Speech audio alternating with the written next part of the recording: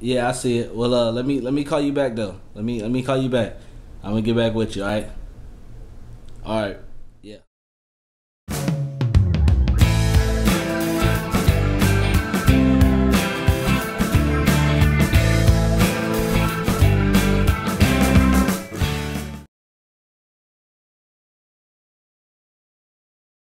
Absolutely. I think of like on Facebook, how you go to Facebook to remember people's birthdays or their phone number, or you look on Twitter to see what events are happening or something like that. Like you just don't remember things when you first hear them. You have somewhere to access them again, so it definitely affects being able to remember things since you don't actually. Because like Facebook, you easily remember birthdays and anniversaries and stuff. Normally you don't really remember it, but usually people back in the day used to put like stuff in address books and calendars and stuff to remember. Now just look online.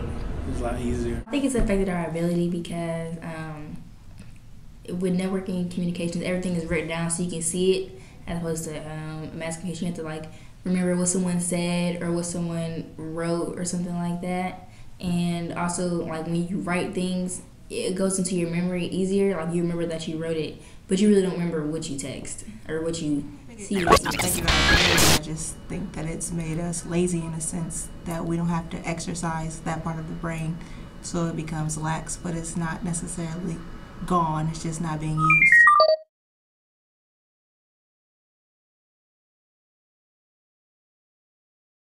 You can go to Facebook and you could look at actual pictures like right then and there that somebody else has. Because it's like a digital album, they're everyone's memories.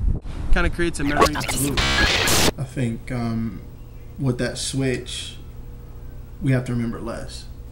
So now we have, for example, we have these technological devices that store all this information that we used to have to write down or that we used to have to remember, and now we don't have to because it's easily accessible. Old phone books you used to write in and you had to cross the phone number out when someone changed. It's very different now. Now you can just go on your phone, delete it.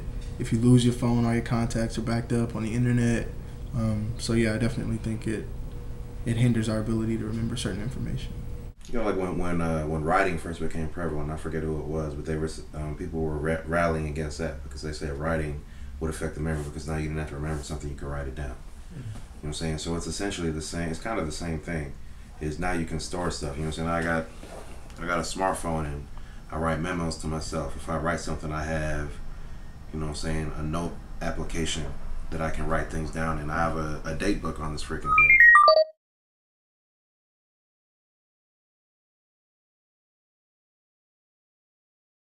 Like, I'm older, so we didn't have Facebook and smartphones when I was little. If I wanted to talk to somebody, I need to get on a big, you know what I'm saying, big giant phone to talk about him, and if I wanted to see him, I had to go over there and talk to him. We've come to have a greater dependency on our means of technology, our phones, our computers, and that dependency has seriously faulted us in terms of our memory because we've told ourselves, well, in case I don't remember, I'll just write a memo or send in a text message. I've had this conversation with my mother plenty of times. She's memorized phone numbers pretty much her whole life, and anymore we don't memorize them. We just put it in our contact list, and that gets real problematic because if something never happens to your phone or you don't have access to your phone, you don't know the number that you need to call. You know, things like cell phones. We have so many devices on us at all times that have internet access, so we can just check things without having to remember them. So I think it has had an effect on our memory. I do, because I think there's a lot less talking to each other, and I think we've become a society where we don't need to learn the history or anything like that. We can just run to the internet. I think when you know something about people is instantly available on Facebook or through their email account or something like that, you're less apt to remember it. I mean, my mom can tell you the name of all of her high school friends' birthdays, or sorry, all of her high school friends' birthdays, but I know like 2 of my friends, and that's it. I don't know unless I get the Facebook update. Because like somewhere in my mind when they tell me their birthday, I think, oh, okay, that's cool. I'll just get it on Facebook when I need to know it. So I think it's changed how we think about information about other people. So I think it changes those interactions too.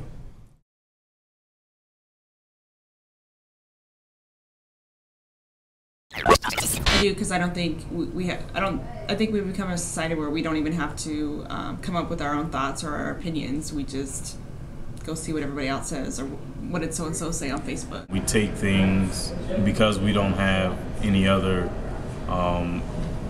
means for judging how someone says. We can't pick up voice inflections. We can't see facial expressions. We take it for the words that we read, and that's a very dangerous game to play when you leave things solely to one's perception. If you there's a news story on the internet or something, it can be updated within seconds. There's no you don't really need to think about it. You get the new information right away. We depend on technology more, and basically the fastest way to do it, we do it. I think so, because with networking communications, everything is shorter. You learn how to condense things as opposed to elaborate, and people really don't know how to elaborate on things anymore.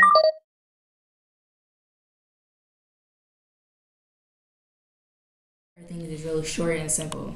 We don't really need to. If I'm in a conversation about politics or something with you, I can just, in the conversation, go on my phone and Google all the facts I need to. I mean, it's just a fact. People don't read anymore. And that's a huge bummer. And that's why I don't think we're as smart as we could be, is because we have the access to the technology, but we don't retain any of it. You go on Facebook and you go to the book section of their info, and half the time people put "I don't read" or magazines because they don't need to. And with that, we don't really have to have any sort of introspection at all. I don't think that we're not capable of critically thinking. I think that we don't feel the need to with networking communication these days, and the ability to Google something or wiki something or have links to things. It's much easier to just type in something and have that information instantly than to put that in your mind and use it as a resource. We are in an age where people do not like to not know. And so, for example, if there's something that I feel inclined to know, I can look it up like that. Instead of just sitting with it and not knowing and thinking about the answer or whatever, I can just go to Google, or I can just, find the answer somewhere because it's there on the internet. And so I think it does definitely affect our ability to, like I said, just not know certain things and think critically, because with all this shift in the communication, we don't have to. I feel like the ability is still there. The problem is with network communication, is it's so easy to immediately put your thoughts out there. So if I have a feeling about something like a movie I saw, or an experience I went through, I can immediately just, this is what happened. This is how I feel about it immediately.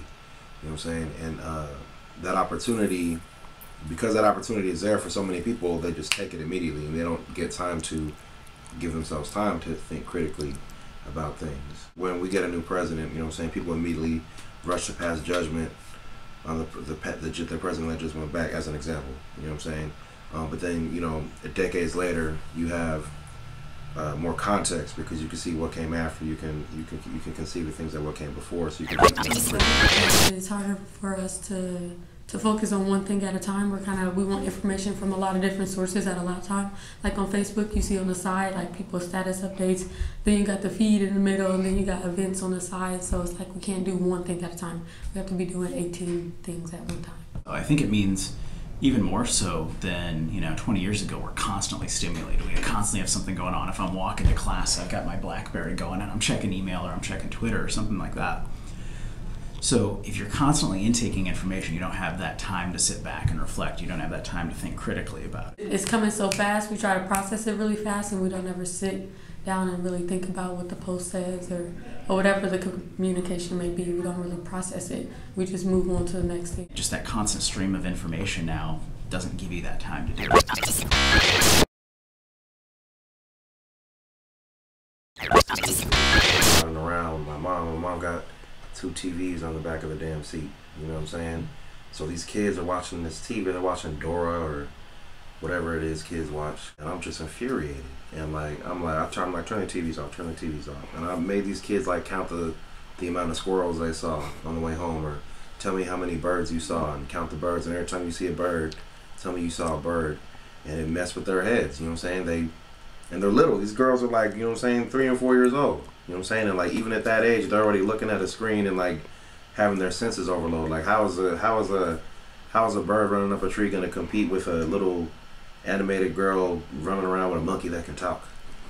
It was difficult for them. Because I counted birds with them, and I'm old. You gotta remember, you know what I'm saying. So I have an imagination. You know what I'm saying? I can focus on things. 'Cause I didn't grow up with this stuff.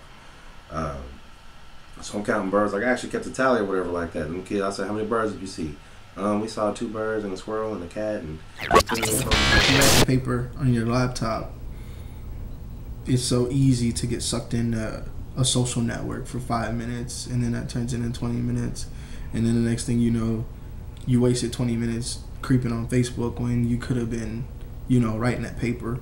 Just being on the internet itself, you stay on there for a long time. The internet's really distracting. Things like Stumble Upon, right? Where you could just go to the next webpage within seconds. I think that definitely affects attention span. I myself am very guilty of that. Just even when I'm typing a paper, I go to YouTube and I'll watch a video or listen to a song or something, and it's just always something that gets in the way of me focusing for a very long time. I can't be focused on one thing for an amount of time. It just has to do with interests, and right now, the internet and network communication is one of the big things going on in the world, so that's what people focus on and put their energy in. So anything outside of it, it may seem like you have an ADHD type symptom or that you can't focus on one thing, but I think that people focus on things that they're interested in. Yes. Mainly just to reiterate, the fast-paced thing, is common for people not to take time and go through the process, so they just want to all do it in a rush. We're always thinking about how much can we get done in this short amount of period of time. So instead of just focusing on one thing and spending a lot of time on it and focusing and reflecting on it, we just move on to the next thing so we can be done and move and, get more done, be more productive, because production brings money. There's so much coming at us that it does become difficult to focus. I know we're a product of our system now too. So in one sense, we can't concentrate on one thing, but it's because we can concentrate on 6. We're so super saturated with information these days. I got a laptop in front of me, my phone's right here, so if somebody calls me in the middle of this interview, you know what I'm saying, I can look at that and see what's going on. We're always so worried about what's online or who's online. You hear the little ding on your phone and you can't keep doing what you're doing. You've got to check and see what it is, whether it's instant messaging from Yahoo or your email. You just can't put it away. I can't do something for a long period of time without checking what's on Twitter or typing in Facebook. Like when I open my browser, my hands type in Facebook without even thinking about it because I just want to know what's going on. So I think having the ability to look at social networking at like any time kind of hinders what's going on in real life because you're not given a chance to focus on real life because you're always thinking about what's going on in the digital world. We have so many devices on us at all times that have internet access, so we can just check things. I think people have a conversation and they get a message, they'll tend to their message or whatever, and then they'll go back to the conversation, they can forget what they were talking about. I think once you're used to having constant stimulation, if you have something that you need to work on for an hour, you're going to tune out because you're just not used to having to focus that much attention. I don't know anybody who has the ability anymore to devote probably 20, 30, 45 minutes to paying a lot of attention, sole attention to whatever it is that they're supposed to. I don't know anybody who's ever been in class who hasn't texted the whole time or tweeted or put up a status on Facebook. Everything. This interview alone is being had with a camera and not with pencil and paper just to document the words. So technology is here to stay. It becomes our responsibility to make sure that we're using it to help our lives, to minimize difficulty, not to make us a lazy society. Like that's the world we live in. We live in the future. So we don't have flying cars, but we got the Hitchhiker's Guide right here. So that's the world we live in, and it's also a world with nukes and discrimination and pollution and stuff. So we we got like an uneven, like we came into the future, but we got like an uneven future. You know what I'm saying? We got some of this great technology we saw in Star Trek and all that silliness, but we still got these same modern day damn problems, and it's trying to conflate the two and try to figure out how we're gonna get through, because you know, we got to save ourselves. You know what I'm saying? We messing this planet up pretty bad, and we got some great things here, but you know what I'm saying? Where's the priorities at? You know what I'm saying? Are we going to be able to dig ourselves out of the hole that we keep digging ourselves in? And right now, people are so focused on Facebook and Twitter, and you know what I'm saying? I'm on Twitter. You know what I'm saying? You ever go on Twitter?